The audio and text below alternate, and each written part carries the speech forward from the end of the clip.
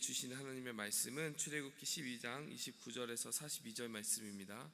출애굽기 12장 29절에서 42절 말씀입니다.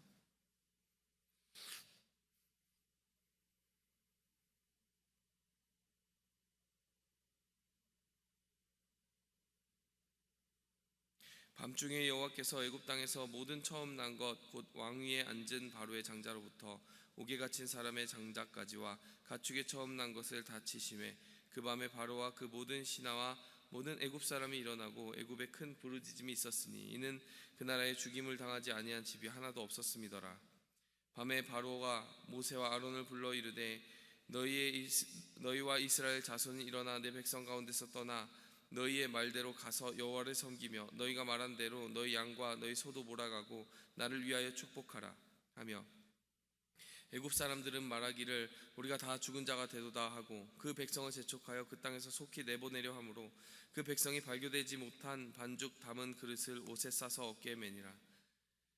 이스라엘 자손이 모세의 말대로 하여 애굽 사람에게 은금 패물과 의복을 구하매 여호와께서 애굽 사람들에게 이스라엘 백성에게 은혜를 입히게 하사 그들이 구하는 대로 주게 하심으로 그들이 애굽 사람의 물품을 취하였더라. 이스라엘 자손이 라암셋을 떠나서 숫곳에 이르니 유아 외에 보행하는 장정이 60만 가량이요 수많은 잡족과 양과 소와 심이 많은 가축이 그들과 함께 있었으며 그들이 애굽에서부터 가지고 나온 발교되지 못한 반죽으로 무교병을 구웠으니 이는 그들이 애굽에서 쫓겨남으로 지체할 수 없었음이며 아무 양식도 준비하지 못하였음이더라. 이스라엘 자손이 애굽에 거주한 지 430년이라 430년이 끝나는 그날에 여호와의 군대가 다 애굽 땅에서 나왔은즉 이 밤은 그들을 애굽 땅에서 인도하여 내심으로 말미암아 여호와 앞에 지킬 것이니 이는 여호와의 밤이라 이스라엘 자손이 다 대대로 지킬 것이니라. 아멘. 우리가 출애굽기 말씀을 살필 때 지난 여러 재앙들의 모습들을 보면서 하나님께서 분명하고 선명하게 그 이집트에 주고자 하셨던 그 메시지를 살펴본 바가 있습니다. 어떤 메시지를 주고자 하셨느냐? 하나님께서는 우리가 하나님보다 앞세우고 혹은 하나님이 만드신 그 인간보다도 더 귀하게 여겼던, 그래서 가치를 뒤집히게 만들었던 우상을 깨뜨리기 위해서 그 재앙들을 아주 아주 주님께서 면밀하게 생각하셔서 계획하셔서 재앙들을 내리셨다. 이것을 우리가 본 바가 있습니다. 일례로 개구리 재앙, 그것은 나일강의 신과 함께 짝을 이루어서 그 이집트의 번성을 가져온다라고 상징하고 있던 그 이집트의 우상을 주님께서 깨뜨리는 주님의 심판의 행위였다는 것을 우리가 보았습니다. 나일강이 피로 변하는 것도 마찬가지죠. 나일강, 그 이집트 사람들이 하나님보다 더 의지하고 나의 번성, 나의 번영을 지탱하고 있는 뿌리와 토대로 삼았던 그 곳이었기에 그것을 나일강을 주신 하나님을 기억하지 못하는 그들을 일깨우기 위해서 하나님은 나일강을 치셨다는 것이죠. 하나님께서 우리의 우상을 치실 때는요, 그것이 하나님의 어떤 일방적인 분풀이라든지 이유 없는 진노가 아니라 마땅히 영광 받으셔야 될 주님, 그리고 그 모든 선물들을 허락하신 선물의 주인을 기억하지 못하는 우리의 영혼을 다시 바로잡고 깨우시려는 은혜도 함께 녹아있다는 것을 늘 기억해야 될 줄 믿습니다. 출애굽기가 재앙으로 시작하지만요, 그 재앙 속에는 사실 주신 자를 기억하라, 주신 자를 기억하라, 주신 자에게 돌아가라라고 하는 하나님의 절실한 은혜의 초청이 들어있기도 하다라는 것입니다. 우리의 삶에 때로는 하나님의 징계가 임할 때가 있습니다. 징계를 달가워하는 사람은 없어요. 하지만 어떤 사람들이 구원받은 사람입니까? 그 징계 속에서 하나님의 은혜의 음성을 드러낼 수 있는, 깨달아, 그것이 정말 하나님의 본심이 하나님의 사랑이고 은혜이고 회복에 있다는 것을 깨달아서 분별할 수 있는 사람이 하나님의 종들입니다. 이 지점에서 이집트와 이스라엘 백성들이 하나님의 심판과 징계에 반응하는 그 모습이 극명하게 갈렸던 것이고, 그렇기 때문에 최후의 구원의 약속을 받느냐 받지 못하느냐가 그 운명의 갈림길 속에서 갈렸다라는 것입니다. 이집트 사람들은 끝내 우상을 붙잡고 놓지 못했습니다. 그렇기 때문에 하나님께서 주시려는 그 구원의 초청이 무엇인지, 그 하나님의 징계 속에서도 하나님이 부어주고자 하셨던 사랑을 몰랐기 때문에 구원받지 못한 것입니다. 하지만 이스라엘 백성들은 그 안에서도 보호하심을 받았을 뿐만 아니라 몇몇 재앙은 실제 이집트 사람들과 같이 함께 당했어요. 함께 당했음에도 불구하고 하나님의 사랑과 언약에 계속 붙들려서 하나님이 부르시는 방향으로 함께 나갈 수 있었다는 것이죠. 여러분, 구원은 바로 은혜, 하나님의 사랑, 여러 가지 포장된 모습으로 감춰져 있는 그 하나님의 사랑을 분별하여 내는 데 있습니다. 그 힘을 우리가 가질 수 있기를 바랍니다. 오늘 본문 말씀을 통해서요, 그 은혜를 아는 자들이 세운 교회의 모습이 어떠해야 되느냐, 몇 가지 포인트를 우리가 생각해 보기 원합니다. 첫 번째로요, 정말 구원받은 자의 무리가 이루는 교회는 구원의 감격과 감사가 있다라는 것입니다. 오늘 본문 말씀에서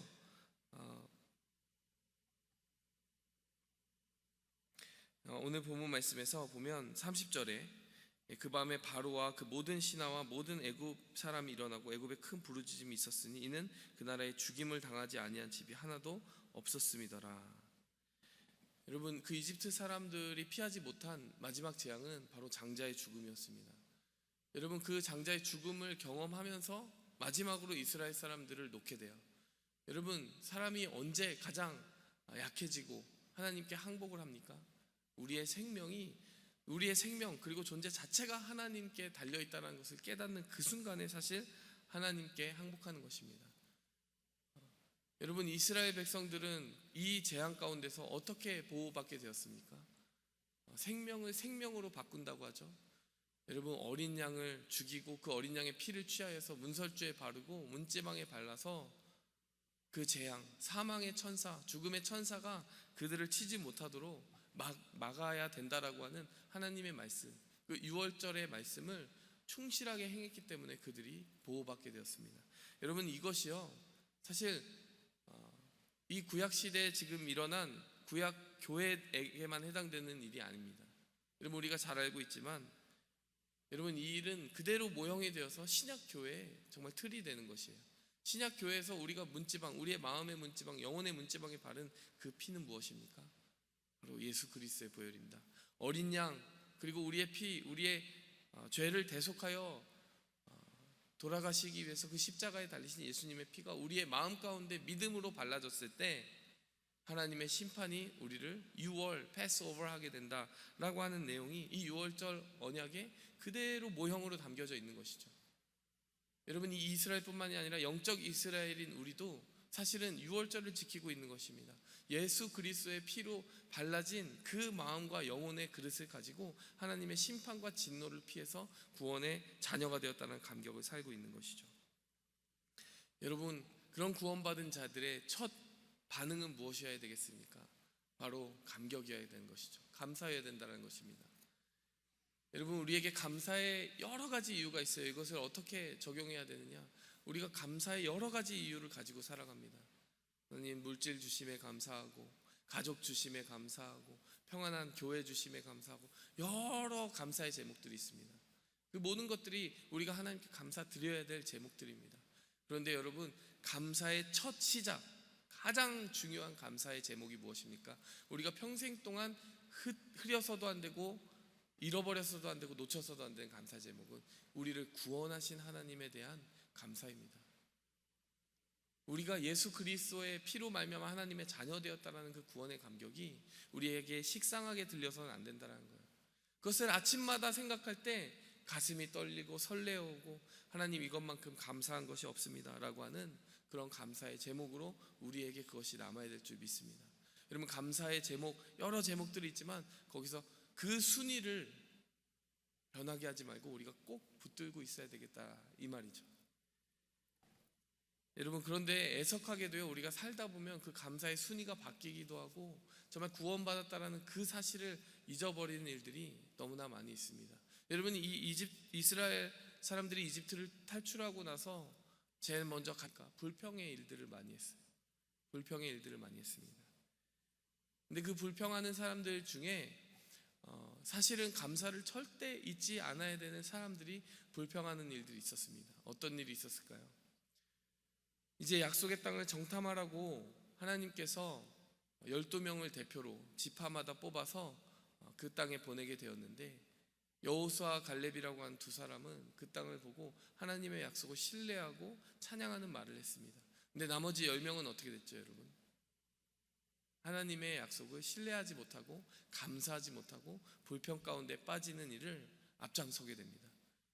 여러분, 근데 그 점에서, 그 장면에서 제일 중요한 한 가지 지점이 있습니다. 우리가 기억해야 될 지점이 있습니다. 그 12명의 대표자들이 다 장자였다는 사실이에요. 그것을 어떻게 알 수 있느냐? 그들이 그 지파를 대표하는 두령이었거든요. 지파를 대표하는 대표자들이었다는 것입니다. 여러분, 그 당시에 대표자들을 어떻게 뽑을까요? 차자를 뽑을까요? 아닙니다. 장자를 뽑는 거예요. 장자들 중에서 지도력이 있는 사람들을 골라서 뽑았을 거예요. 여러분, 장자의 입장으로 돌아갔을 때 6월절의 기적 속에서 가장 많은 은혜를 받은 사람이 누구라는 거예요? 사실은 장자죠. 예수님이 오셔서 하실 일의 모형으로 주신 6월절, 그 피를 발라서 죽음을 면하게 된 사람 중에 가장 극적으로 구원받은 사람이 누구겠습니까? 이스라엘의 장자들 아니겠습니까? 여러분, 둘째, 셋째, 넷째 아들들은 사실 그 6월절의 밤이 그렇게 두렵지 않았을 수도 있어요. 그런데 첫째 아들들만큼은 얼마나 두렵겠습니까? 요 피를 얼마나 발라야 되는 거야? 조금 덜 바르면 큰일 나나? 피가 지워지면 어떻게 하나? 이런 걱정들 하지 않았겠어요? 여러분, 그 6월절 날을 가장 떨림과 두려움으로 보냈을 것이 바로 장자이고, 그 6월절이 지난 후에 가장 큰 감격을 가졌어야 하는 것도 장자입니다. 근데 여러분, 그 대표자들 중에서 대표자들을 다 뽑아서 그 땅에 보냈는데, 여러분, 그 감격을 가장 먼저 잃어버린 것도 그 장자들 중에 뽑힌 10명의 두령들이었다는 것이죠. 그러면 이것을 생각하면서 참 우리가 이 어리석은 사람들 이렇게 말할 것이 아니라 우리 자신을 또 돌아보게 된다는 것입니다. 우리가 어떻게 보면 그 구원의 감격을 가장 앞장서서 받은 사람들 아닙니까? 이 세상에 많고 많은 수십억 인구 중에서 하나님이 먼저 구원하고 택하셔서 또 우리를 통하여 구원할 많은 사람들을 위하여 복음을 맡은 자 되었습니다. 근데 그 구원의 감격을 아는 자가 그 구원의 감격을 가장 먼저 잃어버리기도 하는 그런 나중된 자가 되어버리는 아이러니도 발생하는 것이죠.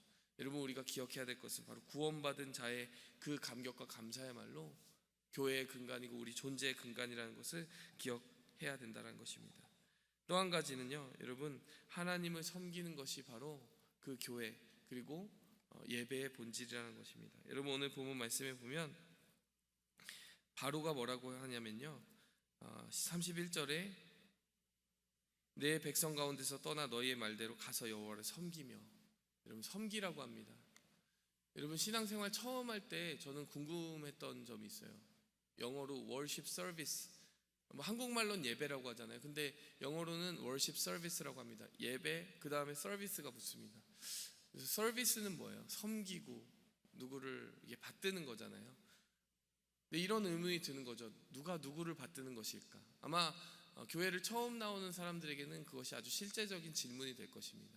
여러분, 그런데 그것에 대한 답을 가지고 계십니까? 여러분, 누가 누구를 섬기는 걸까요? 교회가 불신자들을 섬기는 걸까요? 약한 자들을 섬기는 걸까요? 여러분, 오늘 본문 말씀이 답을 주고 있는 거죠. 여호와를 섬기며. 여러분, 교회의 본질은요, 하나님을 섬기는 것입니다.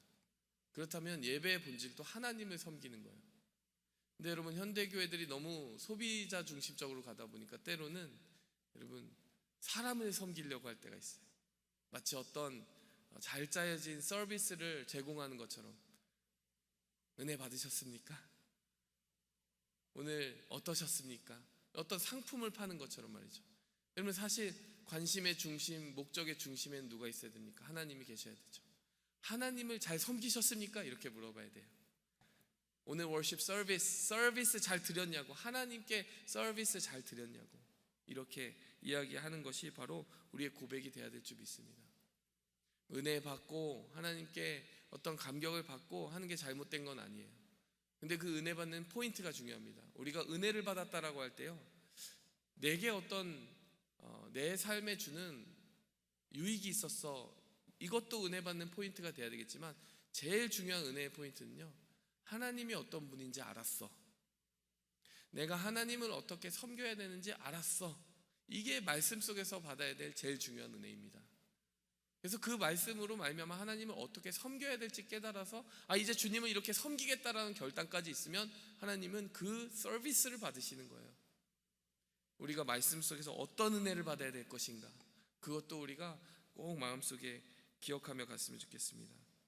마지막으로 41절에 보니까요, 그날의 여호와의 군대가 다 애굽에서 나왔습니다. 교회의 본질은요, 바로 하나님의 군대를 훈련하는 곳이라는 거예요. 여러분, 예배가 없는 곳, 하나님을 기억하지 못하는 세상 속에서 하나님을 선포하고 신앙 고백으로 살아간다는 것이 녹록한 일이 아니잖아요. 여러분, 그런데 하나님께서는요, 보잘것없고 힘없고 지식 없고 혈통 없는 이 노예들, 430년 동안 노예로 살아왔던 이 이스라엘 사람들을 두고 군대라고 부르셨습니다. 우리가 첫 번째로 하나님의 군대라 불리움을 받을 때 감정으로 반응해야 되는 것은 자부심이에요. 하나님이 우리를 군대라고 생각하시는구나. 내 삶이 아무리 초라하고 작아져 보이고 넘어지는 것처럼 보여도요, 하나님은 엄연히 신앙 고백이 있는 우리, 그 6월절을 지나온 우리, 예수 그리스도의 피를 건너온 우리, 주님을 섬기기 위해 서비스를 드리는 우리를 보고 너희가 내 군대야 라고 이야기하신다는 거예요. 우리에게는 무기가 있다는 것입니다. 말씀의 검이 있고 기도의 향이 있고, 우리가 세상을 넉넉히 이겨서 싸울 수 있는 하나님의 무한한 공급과 성령의 은사들이 있다는 것입니다. 여러분, 그 갈릴리 출신의 어부들이 쫄지 않았어요. 세상 가운데 나갈 때 내가 은과 금은 없거니와 내게 있는 것을 너에게 주노니 나사렛 예수 그리스도의 이름으로 일어나 걸으라. 여러분, 우리에게 아무것도 없어도요, 우리에게 이 세상이 절대 대적해서 꺾을 수 없는 무기가 있습니다. 예수 그리스도의 이름에 권세가 있습니다. 구원의 감격이 있습니다. 여러분, 우리가 하나님의 군대입니다. 여러분, 그 자부심 가지고 살아야 됩니다. 그리고 이 세상 가운데 어떻게 하면 그래서 그 복음의 고백을 흐트러뜨리지 않고 주눅들지 않고 잘 선포할 수 있을까 궁리하면서 잘 훈련받아야 됩니다. 그것이 우리의 삶의 본질이요 신앙생활의 중심 가운데 있어야 될 줄 믿습니다. 정리하며 나아가겠습니다. 오늘 이 본문은 교회의 본질, 신앙의 본질, 우리의 삶의 존재의 본질을 아주 깊이 있게 말씀해 주시는 본문입니다. 우리는 구원받은 자의 감격을 가지고 살아가야 되는 본분을 가지고 있습니다. 우리는 하나님께 받는 것뿐만 아니라 그 받는 것으로 하나님을 어떻게 섬겨야 될까, 그것을 궁리하는 섬김의 목적을 가지고 살아야 됩니다. 마지막으로요, 그 믿음과 신앙의 고백을 세상 가운데 어떻게 하면 조금 더 선명하게 보여줄 수 있을까, 주님 주신 예수 그리스도의 이름 붙잡고 승리하는 하나님의 군대로 서야 될 줄 믿습니다. 이러한 은혜가 우리 모두에게 있기를 간절히 기도합니다. 함께 기도하겠습니다. 하나님 아버지, 감사합니다. 세상이 우리를 어떻게 보든지, 우리 자신이 우리를 어떻게 보든지, 정말 하나님, 우리의 정체성을 이렇게 규정해 주시는 말씀에 기반해서 우리가 우리 자신을 보게 하여 주시옵소서. 주님이 목숨 다해 그 어린 양의 피로 구원한 사랑받은 주님의 자녀라고 우리를 부르실 때, 세상이 우리를 아무리 하찮게 보아도 나는 그 6월절의 은혜를 받고 예수 그리스도의 피로 적신받은 하나님의 자녀야, 이 자존심 가지고 살아가게 도와주시옵소서. 그래서 그 감격으로 하나님께 드리며 살아가는 존재야, 이렇게 결단하게 도와주시고, 또 무엇보다 그 고백을 이 세상 가운데 거침없이 하며 살아가는 하나님의 군대야 라고 하는 그러한 거룩한 자존감을 가지고 승리하게 도와주시옵소서. 이 모든 말씀 예수 그리스도의 이름으로 감사하며 기도하였습니다. 아멘. 주기도문으로 마치도록 하겠습니다. 하늘에 계신 우리 아버지여, 이름이 거룩히 여김을 받으시오며 나라의 마옵시며 뜻이 하늘에서 이룬 것 같이 땅에서도 이루어지이다. 오늘날 우리에게 일용할 양식을 주옵시고, 우리가 우리에게 죄진 자를 사하여 준 것 같이 우리 죄를 사하여 주옵시고, 우리를 시험에 들게 하지 마옵시고 다만 악에서 구하옵소서. 내게 오직 주의